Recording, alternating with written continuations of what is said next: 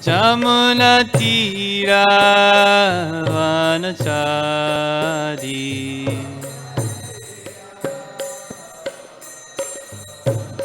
Jaya Radha Madhava Kunja Vihari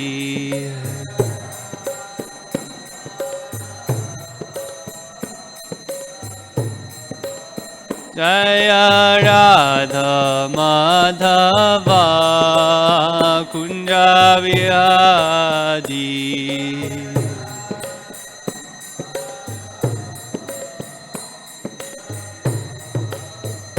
Gopi Janavalabha Girivaradari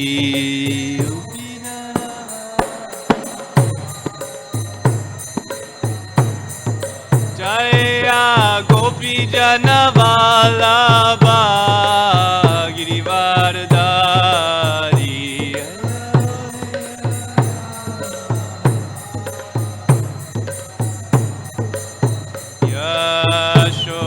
Yashodanandana Brajajana Ranjana Yashodanandana Brajajana Ranjana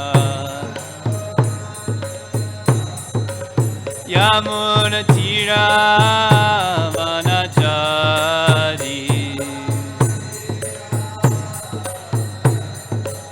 Yamuna Tira Vanachari Jaya Radha Madhava Kunja Vihari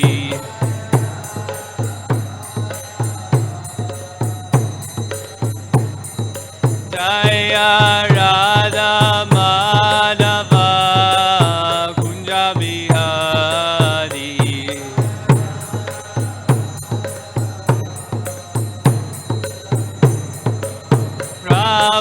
Prabhupada Prabhupada Prabhupada Jaya Jaya Prabhupada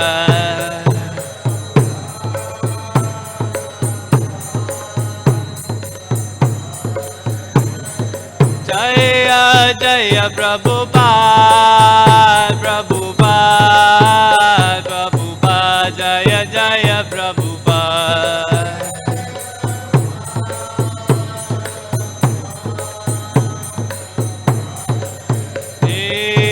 Nitai Gaura Haribo Haribo Haribo Nitai Gaura Haribo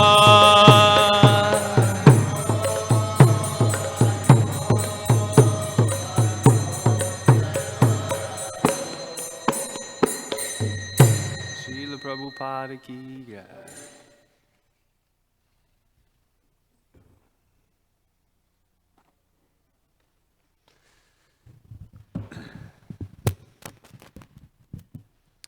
Om Namo Bhagavate Vasudevaya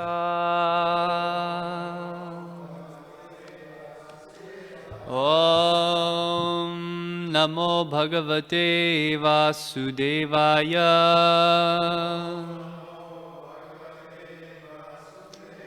Om Namo Bhagavate Vasudevaya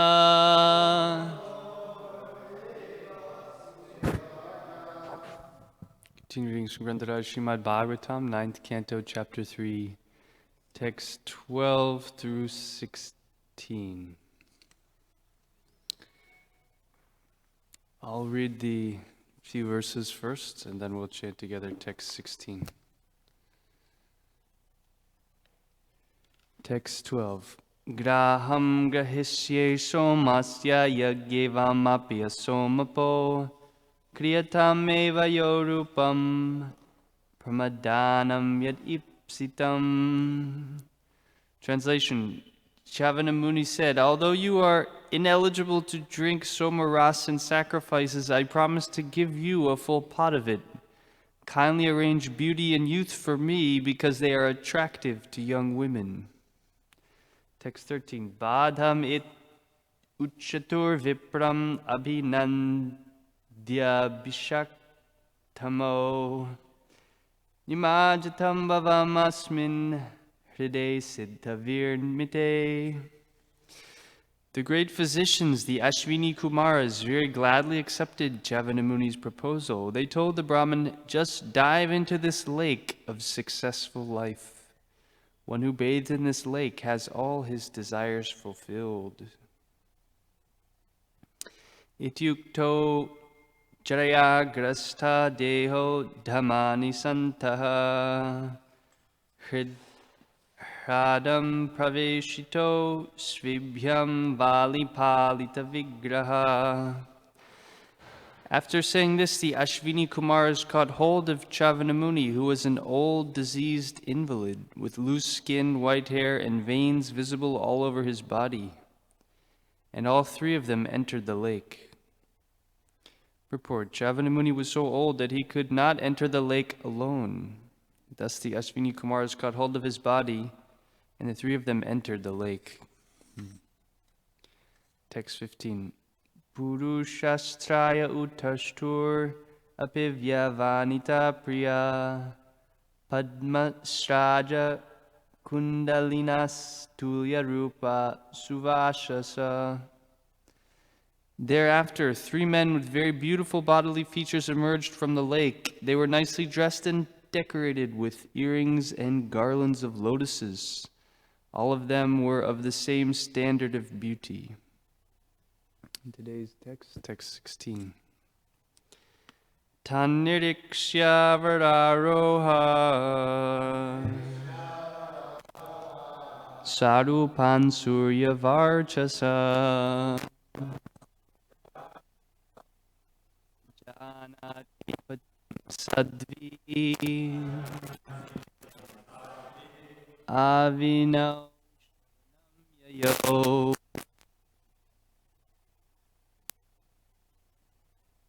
Aroha Sarupan Suryavarchasa Janati Patim Sadvi Ashvino Shadanam Yayo Taniriksha Vararoha Sarupan Suryavarchasa Janati Patim Sadvi Ashvino Shadanam Yayo.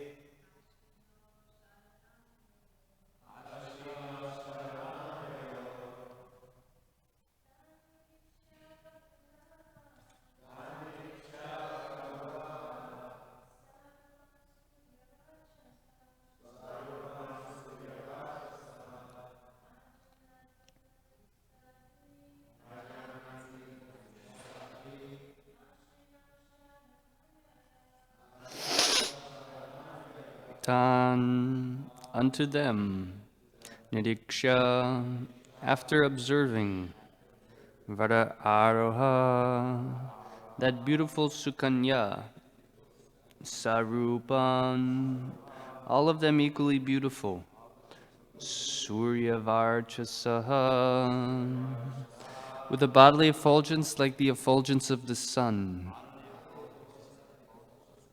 Janati, not knowing, Patim, her husband, Sadvi, that chaste woman, Ashvino, unto the Ashvini Kumaras, Sharanam, shelter, Yayo, took.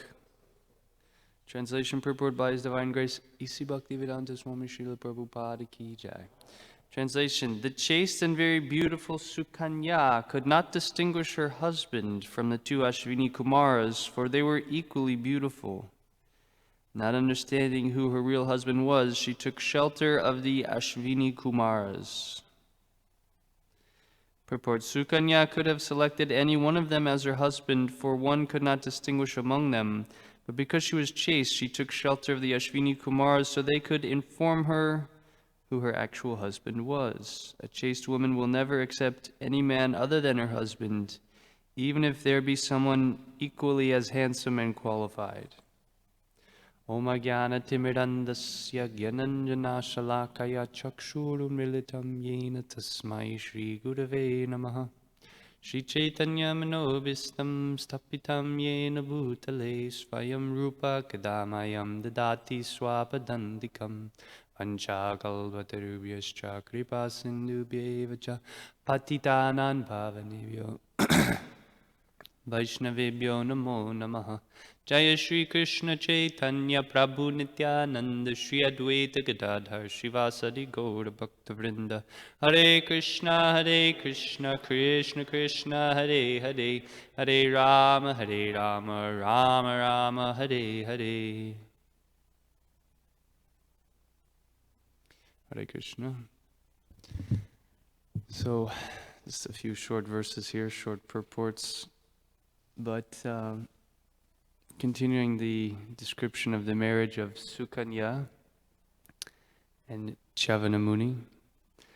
So here we're hearing how the Ashwini Kumars, being the doctors of the heavenly kingdom, are able to restore the youth, the vitality to Chavanamuni, who is described as a very, very old sage. He's described as an old, diseased invalid with loose skin, white hair, and veins visible all over his body. So they agreed to his proposal that in exchange for some price, they will restore his youth and the youth desirable, because that is here described attractive to young women. So they enter into this lake, which is described as a siddha vinirmite, that which especially meant for all kinds of perfection. Radhe siddha vinirmite, this lake of successful life. One who bathes in this lake has his desires fulfilled.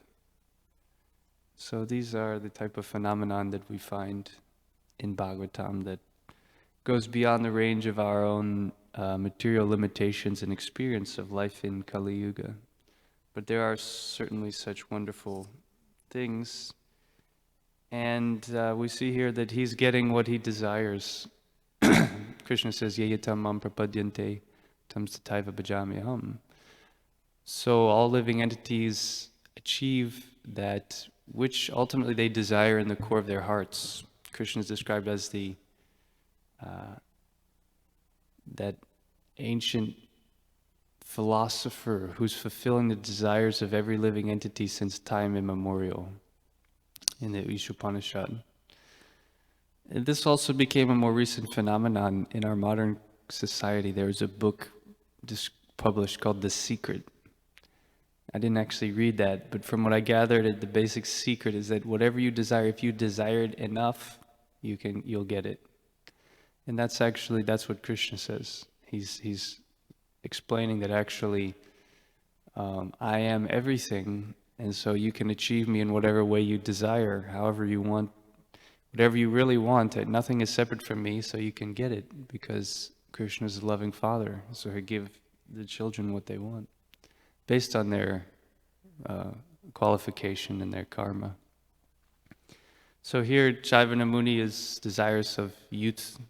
We also see other pastimes in Bhagavatam where one wanting to exchange their present situation for that of youth, vitality. And it's only during this youthful period where the senses are very strong and powerful to enjoy material life. And so here the description that youth, the particular attraction between young men and young women is very strong.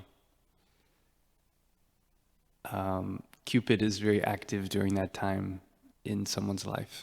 But generally, as old age comes, then the attractiveness, we could say the illusion of attractiveness of the material body diminishes, and the more prominent features of old age set in. So the point that's being highlighted in this section is that despite seeing these glowing personalities, all three of them, the highlight is that this pious Princess Sukanya, she very faithfully became confused when she saw these glowing, godlike people, very attractive, extremely attractive, brilliant. And she became a little scared and bewildered because her character was such that she was fixed in Dharma. And that is the success for anyone in any stage of life. Being dedicated to these principles of chastity, faithfulness, and self-control, they, throughout the scriptures, lead to one's success in life. And violating that, acting adharmically, or immorally, or irreligiously, that is what the Bhagavatam is cautioning us and warning us against through so many pastimes. So here she has taken shelter of the Ashwini Kumaras very humbly, that, which one is my husband? Because I only want to serve my husband. I don't want to get involved. Even the senses are very powerful. They may desire other objects. If I come under that sway, then I will be ruined. So she's here displaying the quality of chastity or faithfulness, of good character, which we were describing earlier, is for a woman this is the prime desirable qualification. And Prabhupada says she could have selected any one of them as her husband. Because she was chaste, she took shelter of the Ashwini Kumars so they could inform her who her actual husband was. A chaste woman will never accept any man other than her husband, even if there be someone equally as handsome and qualified. So due to her piety, she took shelter of the Ashwini Kumaras and simply wanted to engage in the service of her husband, knowing that that is the only way to satisfy, following Dharma is the only way to satisfy the Supreme Lord. Yagnartat karmano latra loko yam karma bandhana. All activities we perform have to be executed for the satisfaction of Vishnu, otherwise they accrue bondage in material existence. So these are some of the lessons we get from this pastime. It's a little short, so we can look at this also in context of in the modern world we see that this principle of chastity as very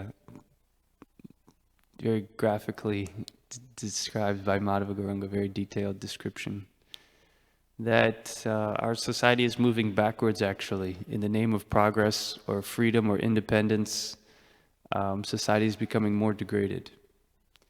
And what a few hundred years ago were very standard conduct are now completely disregarded or scoffed at. The word chastity comes from the Latin word castus, meaning pure. So it generally means one who observes chastity in their relationship in marriage. So, or morally, one who's morally pure. But in the dictionary these days, they have a word usage graph. How many mentions of this word back in the 1800s, the 1900s, and 2000. And so like many moral principles, the chastity word usage is going like this. It's going down fast. So this is just indicating in our society, these values, they're not so much appreciated anymore. It's a very scary situation where a few hundred years ago, in medieval, if a woman even showed her ankles, that was considered very, like, outrageous. That was, like, very scanty. In that time, the social structure, even in the medieval Europe, was such that, and then you just see generation after generation. It's a very scary thought, actually, about what's going to happen in the future. We're only a small portion into Kali Yuga, but the degradations, all these traditional values, they've so very rapidly become erased. And now we understand Dharma is resting only on one leg, which is truthfulness. And even that, we all know and have experienced that even truthfulness is degrading. But the one thing about truthfulness is people still respect that as a good quality. Say, oh, you lied to me. Like, but the other principles, it's not even noticed that that's a bad quality. Like, oh, you were gambling. You were at the casino. It's like, oh, I was there last week. Yeah. How did you do? It's not even considered. Or meat eating. Yeah, we're going out, it's so degraded. What is their highlight? Oh, we're going to go out to a big restaurant. What are the best restaurants for materialistic people? Is steakhouse. Just think how abominable.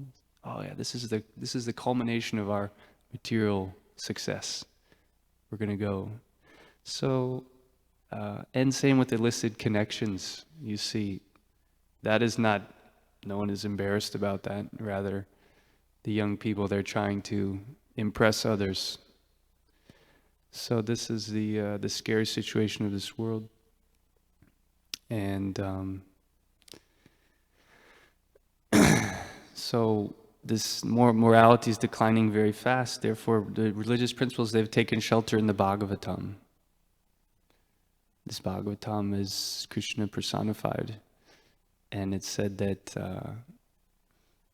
what is that? There's a nice verse that describes, in this age of Kali, the knowledge, does anyone recall that verse? That Krishna swadamo pagate, dharma jnanadi bisaha, kalo nasadishamesha puranarka dunodita.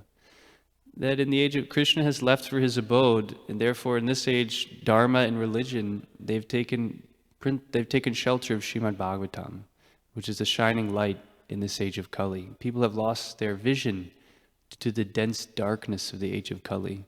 But this Bhagavatam, which is as brilliant as the sun, is providing that light. So all of the religious principles, they take shelter in Srimad Bhagavatam. They're manifesting in Srimad Bhagavatam. So that is to be our guiding light in every sphere of life. We get lessons and instructions and examples how to perfect our life ultimately. And we all have experience of that. The more we surrender to Srimad Bhagavatam, which is Krishna. Krishna says, surrender unto me. So we surrender unto Krishna in many ways. In the holy name, the Shastra, the devotees, the holy Dham. So many different manifestations of Krishna. And the idea is that the more we do that, the more we become protected by religious principles. Then we can very progressively live our life in line with the dharmic path and not be subject to deviation, which in Kali Yuga is an age very prone to degradation. Even as aspiring devotees, Maya is not a nice friend. Maya is very heavy. Even very great devotees, those who become very strong, Maya is a very mean boss. And so she's testing us, so we have to take shelter and that way be protected. Maya metam tarantite. Only when we take shelter of Krishna, Krishna says, you can easily cross over if you take shelter of me. So we have to take it very seriously and very much move our life in line with the principles of Srimad Bhagavatam to really take advantage of this rare opportunity that we have in Lord Chaitanya's movement, in which the highest goal of life, the summum bonum of existence, is available to us, given that we can control our senses, follow instructions, and take shelter of the holy name. So this pastime, it also reminds us that we all need to develop chastity, and the real chastity of a devotee is to Krishna. The real principle of shelter that we're looking for is only found in Krishna. And Krishna means all attractive. Krishna is so attractive that he is the actual husband of everyone. All living entities are actually female, Prakriti.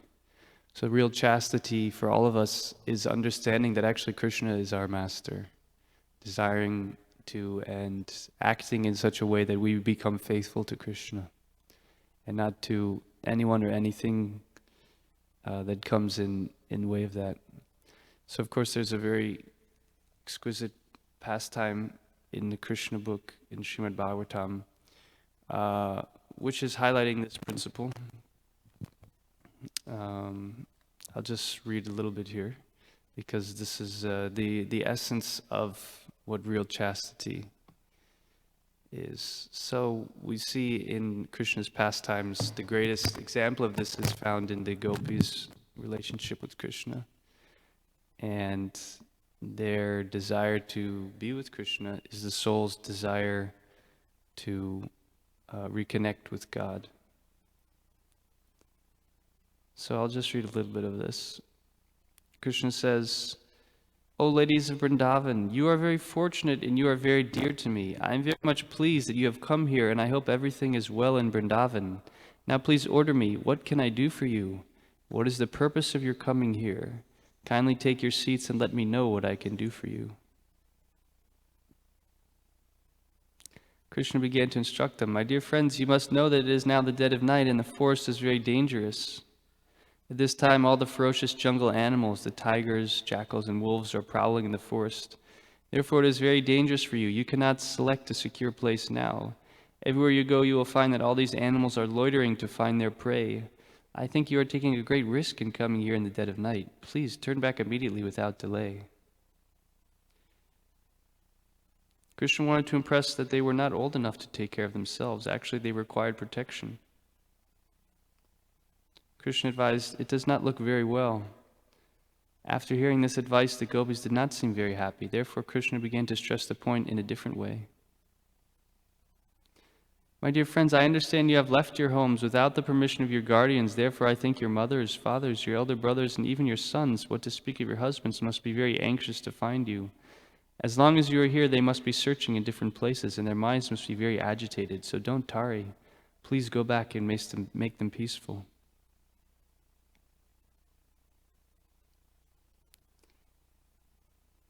Then Krishna says, now you can go back to your home. Explain to you is that for a chaste woman, service to the husband without duplicity is the best religious principle. Not only should a woman be faithful and chaste to her husband, but she should also be affectionate to the friends of her husband, obedient to the father and mother of her husband, and affectionate to the younger brothers of her husband. Most importantly, a woman must take care of her children. In this way, Krishna explained the duty of a woman. He also stressed the point of serving the husband, even if he is not a very good character, or even if he is not very rich or fortunate, or even if he is old or invalid on account of continued diseases. Whatever her husband's condition, a woman should not divorce her husband if she actually desires to be elevated to the higher planetary systems after leaving this body. A married woman should never search for a paramour, for this is not sanctioned by the Vedic principles of life. It is better that you go home, simply talk about me and think of me, and by this process of constantly remembering me and chanting my names, you will surely be elevated to the spiritual platform. There is no need to stand near me. Please go back home.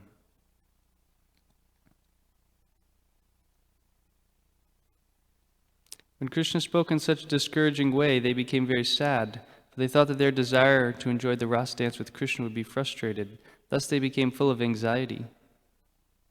Instead of looking at Krishna face to face, they bowed their heads and looked at the ground and began to draw various types of curved lines in the ground with their toes. The gopis were not ordinary women. In essence, they were on an equal level with Krishna. They are his eternal associates. As is confirmed in Brahma Samhita, they are expansions of the pleasure potency of Krishna, and as his potency, they are none different from him. Although they were depressed by the words of Krishna, they did not like to use harsh words against him, yet they wanted to rebuke Krishna for his unkind words. Therefore, they began to speak in faltering voices. They did not like to use harsh words against Krishna because he was their dearmost, their heart and soul. The gopis had only Krishna within their hearts. They were completely surrendered and dedicated souls. Naturally, when they heard such unkind words, they tried to reply, but in the attempt, torrents of tears fell from their eyes. Finally, they managed to speak. Krishna, they said, you are very cruel. You should not talk like that. We are full-fledged, surrendered souls. Please accept us and don't talk in that cruel way. Of course, you are the Supreme Personality of Godhead and can do whatever you like, but it is not worthy of your position to treat us in such a cruel way. We have come to you leaving everything behind just to take shelter of your lotus feet. We know that you are completely independent and can do whatever you like, but we request you, don't reject us. We are your devotees. You should accept us as Lord Narayan accepts his devotees. There are many devotees of Lord Narayan who worship him for salvation, and he awards them salvation. Similarly, how can you reject us when we have no shelter other than your lotus feet? Just a little more, it's almost. Oh Krishna, they continued, you are the supreme instructor. There is no doubt about it. Your instructions to women to be faithful to their husbands and merciful to their children, to take care of household affairs and to be obedient to the elder members of the family are surely just in according with the tenets of the Shastras.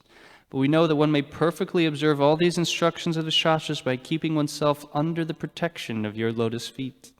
Our husbands, friends, family members, and children are all dear and pleasing to us only because of your presence. For you are the super soul of all living creatures. Without your presence, one is worthless. When you leave the body immediately dies, and according to the injunction of the Shastras, a dead body must immediately be thrown into a river or burned. Therefore, ultimately, you are the dearmost personality in this world. By placing our faith and love in your personality, we are assured of never being bereft of husbands, friends, sons, or daughters. Since you are the teacher of all religious principles, your lotus feet have to be worshipped first. According to the Shastra state, Acharya-Upasana, the worship of your lotus feet is the first principle. Besides that, as stated in Bhagavad Gita, you are the only enjoyer, you are the only proprietor, and you are the only friend. As such, we have come to you, leaving aside all so-called friends, society, and love. Be our proprietor, for that is your natural claim, and be our supreme friend, for you are naturally so. Let us thus embrace you as a supreme beloved. So these are very deep, actually, aspects of Krishna's pastimes, but this was so important that Prabhupada wanted to translate this Krishna book even before translating all 9 cantos to give us the opportunity to hear about Krishna, that actually we awaken our desire and attraction to Krishna, because that gives us the enthusiasm to overcome all of, as we're describing, these difficulties in material life. That's why Krishna came and performed his pastimes, to attract the conditioned souls to him. And here we see that the highest principle, as demonstrated here, that by taking shelter of Krishna as the only friend and well-wisher of all living entities, then we can always remain carefully in line with the principles of Dharma and satisfy the spiritual master, the Vaishnavas, and attempt to spread this, really the only peace formula in the world that exists, which is to take shelter of Krishna. So I'll just stop there. I thank you all for your kind attention and hope it discussion was digestible. Any questions or comments? Thank you, Prabhuji. One point that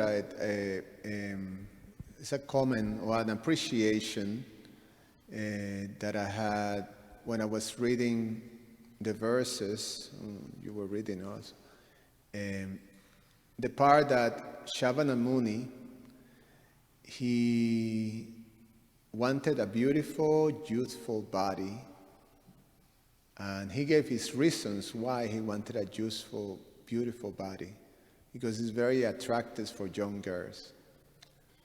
So one may think, if one looks from the material perspective, that,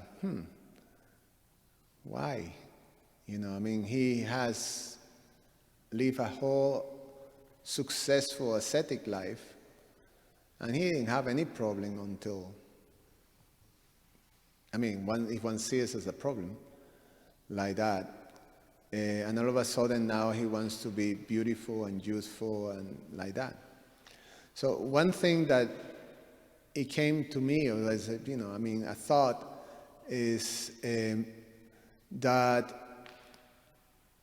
as the past tense goes, because of Princess Sukanya's behavior, this very irritable, ascetic Muni, great personality, powerful personality, wanted to bestow something or give it's like a natural reciprocation with this princess. And the reason he gave was, I want a youthful, beautiful body, not to enjoy beautiful girl, but actually because it's something that is attractive for her. It's for her, it's not for him. Which is also, we have to remember, these are great, great character personalities. It's not necessarily that now he wants to enjoy, material nature and enjoy this beautiful girl, but rather it's almost like a blessing, so a reciprocation with a nice service that she was given. Still remains a great personality, Shavana Muni. And true, later, we hear. Just a comment on that. Appreciation. Thank you very much, Prabhu. Yeah, he's described as one of the 7, he's the son of Bhrigu Muni, and described in often descriptions of the 7 other great sages. So yeah, we want to be very respectful. It's an interesting pastime. Any other questions or comments? Yes, Prabhu.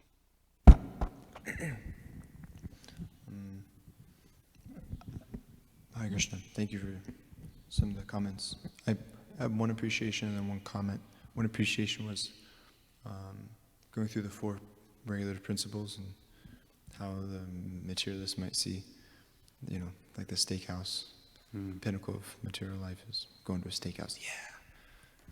I thank you for the comparison. It was nice to see them both together.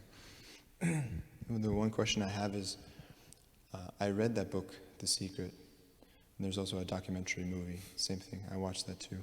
And I was really into it, actually. The law of attraction, this whole manifesting your whole desire thing, but I thought it was spiritual, so I gave it a try. And so, reflecting on that, the comment that you made, and hearing that in this pastime, there's a lake that fulfills all your desires. I got to be honest with you, hearing it, I was like, well, sounds pretty nice. A lake you fulfill all your desires, you jump in and all your desires are fulfilled. But my experience is that sometimes my desires were fulfilled and I was really unsatisfied. It was pretty anticlimactic, actually. Especially one example was graduating from college. At my graduation, it was the most anticlimactic experience. It was just a huge letdown. It was a terrible sinking feeling that this is, your desire is fulfilled, but it's like, it was not what I expected. So my question is, we also hear that Krishna fulfills all desires, with spiritual desires and material desires. but in my previous experience outside of Krishna consciousness, when my desires were fulfilled, I was still not satisfied. In fact, the lust and everything was still there. My desire was fulfilled, and I wasn't satisfied. So my question is: in Krishna consciousness, when your desires are satisfied, when your desires are fulfilled by Krishna, does that mean that does that desire, is it finished or does it get stronger? I'm confused how to understand desires being fulfilled in Krishna consciousness. If you could comment on. Krishna says that even if one worships me with material desire, I satisfy the desire in such a way that he'll no longer desire that material thing because I'll give him the shelter of my lotus feet. So it's a gradual thing, but because we're approaching Krishna, Krishna will reveal the supremacy of himself as the object of shelter, superior to whatever material desires we had in due course of time. So we may not have that full realization yet. We still have some lingering material desires, but gradually the purification has begun, So that's what's acting. But Krishna says, Akama sarva kama va moksha kama udarati tivrena bhakti yogena yajeta purusham padam. Whether one has no material desire, whether one is full of material desire, whether one desires liberation, he should in all circumstances worship me with great intensity. Because that is there's no restriction or limitation that you can only worship Krishna if you don't have material desire. No, whatever your desire, you worship Krishna. And it's up to Krishna how he fulfills those desires. He may fulfill them, he may not. But the idea is by having that exchange actually with Krishna, then our heart gets a higher taste. And so gradually that whatever material desire inclination diminishes. Those are a few thoughts. Anyone else? Question or comments? Yeah, this lake that one can have all their desires fulfilled. The actual lake is the Bhakti Rasamrita Sindhu. And that's the real lake that will fulfill all one's desires. Yeah, Hridaya Siddhi Vinirmita. You jump in that lake, the highest desires you didn't even know you had. So in Krishna consciousness, you're actually awakening deeper desires than you know existed within the core of your heart. The desire is it's a concomitant feature of the soul, of the living entity. But that highest, we don't even know what to desire. We're desiring such petty, useless things, thinking they'll give us happiness. Like Dhruva Maharaj says, a piece of glass. Our desires are all totally rubbish. We're just wasting our time with these little petty material desires. We don't even understand the unlimited spiritual world, the reality. That spiritual desire, that ocean of mercy, of reality, that is what is to be desired actually. So the Shastra, the Acharyas, they're encouraging us, okay, you have desire, but why are you wasting your desire on this little thing? Why not really desire?